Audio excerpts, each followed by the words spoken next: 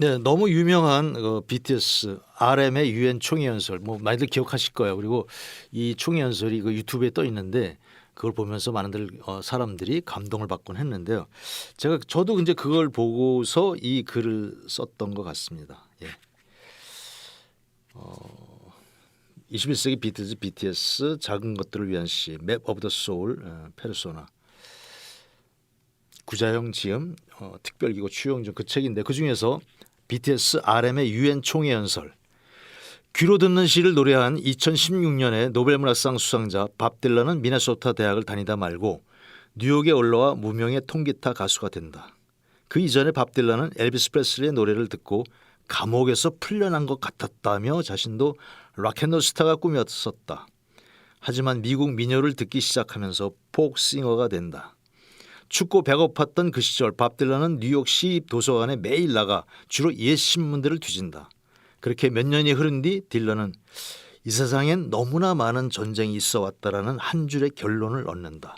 그래서 만들어진 노래가 바람만이 아는 대답 Blowing in the Wind였었다. 이 노래의 영감은 흑인 노동요였다. 밥 딜런은 자서전에서 이렇게 말한다. 옛 민요를 2달 정도 매일 흥얼거리면 어느새 내 노래로 바뀌곤 했었죠. 바람만이 아는 대답에서 밥 딜런은 얼마나 많은 길을 걸어야만 사람다운 대접을 받을까, 얼마나 많은 바다를 날아가야만 흰 비둘기는 평화의 해변에 안착할까, 얼마나 많은 포탄이 날아다녀야 전쟁은 끝날까라고 노래한다. 우크라이나의 아픔이 생각납니다. 물론 그 답은 불어가는 바람만이 안다고 했다. 딜런에게 결정적 영향을 끼친 시인은 영국 시인 딜런 토마스였고 그는 미국에서 더 큰 사랑을 받는다. 목소리가 워낙 좋아서 미국 전역을 다니며 시낭송 콘서트를 했는데 그게 대단한 성공을 거둔다. 딜런 토마스는 밤의 어둠 속으로 순순히 들어가지 말라는 대표 시에서 노년이여 하루의 끝에서 저항하고 저항하라. 빛의 죽음에 대하여 분노하고 분노하라고 선동한다. 현명한 사람들은 고요히 죽음을 받아들인다지만 그거 아무 소용없다고 격하게 분노한다. 그래서 얻은 죽음과 어둠 속에서 빛은 발견할 수 없다고 딜런 토마스는 주장한다. 그 딜런 토마스로부터 감동받은 밥 딜런은 로버트 앨런 짐머맨이라는 자신의 본명에서 벗어나 밥 딜런이 된다. 그리고 일약 모던 포크의 영웅이 된다. 그 밥 딜런을 인생의 멘토로 여겨온 스티브 잡스가 어느 날 딜런을 만난다. 가기 전 그는 만약 내가 좋아하던 밥 딜런이 늙어버렸다면 꼰대가 됐다면 어쩌지 그 실망을 감당할 수 있을까 걱정했다. 하지만 만나고 나서 스티브 잡스는 여전히 젊은 밥 딜런을 만났다. 그리고 자신에게 끝까지 밀어붙여라는 격려까지 받았다고 행복해했다. 끝까지 밀어붙여 멋진 얘기다. 붙여도 열반에 드시기 전 제자들에게 정진하거라 마지막 말씀하셨다. 딜런 토마스는 영원한 빛의 사람을 위해 시로서 죽음에 저항했다. 밥 딜런은 전쟁에 저항하기 위해 통기타 하나에 의지해 사람과 비둘기의 평화를 선언했다. 그리고 고통을 생산해내는 온갖 사악한 것들에 대해 얼마나 많이 고개 돌려야 못 본 척 외면할 수 있을까라고 인류의 양심에 불을 질러버린다. 밥 딜런의 영향을 받은 바 있는 한국의 김민기는 친구라는 노래에서 무엇이 산 것이요 무엇이 죽었소라며 정면으로 우리들에게 의문을 던진다. 경기고 시절 여름방학 때 친구와 경포대에 놀러 갔다가 친구의 익사사고로 김민기는 혼자 밤기차를 타고 서울로 올라오면서 이 노래말을 쓴다. 이처럼 상실과 공포 앞에서 노래는 태어난다. 그 가위 눌림에서 벗어나기 위함에 한판 굿을 버리기 시작하는 것이다. 그래서 친구를, 어머니를, 사랑을, 연인을, 행복을, 재빨리 사라지는 새벽빛과 저녁 노을 같은 소중한 것들을 소중히 보듬기 위함인 것이다.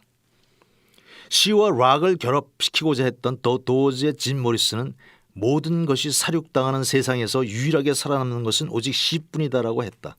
그리고 한마디 더 남긴다. 나는 혁명, 무질서, 혼란 그리고 이 시대에 무의미해 보이는 모든 것에 관심을 갖고 있다. 내거는 그것들이야말로 자유로 향하는 진정한 길로 보인다. 이 말들과 9장의 앨범을 남기고 1971년 27 젊은 나이로 세상을 떠난 짐 모리슨에 대해 잭 홀즈먼은 그는 인간 존재의 어두운 면에 대해 섬뜩한 통찰력을 지녔다. 그러나 친구를 비롯한 주위 사람들에게는 가장 친절하고 사려 깊은 인물로 기억될 것이다. 이미 그에 대한 그리움은 시작되었다라고 말했다. 그렇다 가장 친절했다는 짐 모리슨처럼 우리들 역시 친절과 평화가 넘치는 지구촌에서의 여정을 꿈꾼다. 그래서 깨끗한 물과 공기를 지금 당장 만나고 고래 뱃속이 쓰레기통이 되어버린 이 시대의 죄업을 끝내기 위한 상생을 꿈꾼다. 이는 개인이 개인을 존중하자는 철학자 칸트의 영구한 평화의 꿈이, 그리고 공자가 권한 인이 예지신의 삶, 그중에서도 흐르는 강물처럼 예가 흐르는 세상인 것이다. 예의 핵심은 서로의 다름을 살피는 것이라고 한다. 다름이 틀림이 아니라 우리가 이미 귀에 못이 박히도록 들어온 그 지혜의 말씀인 것이다.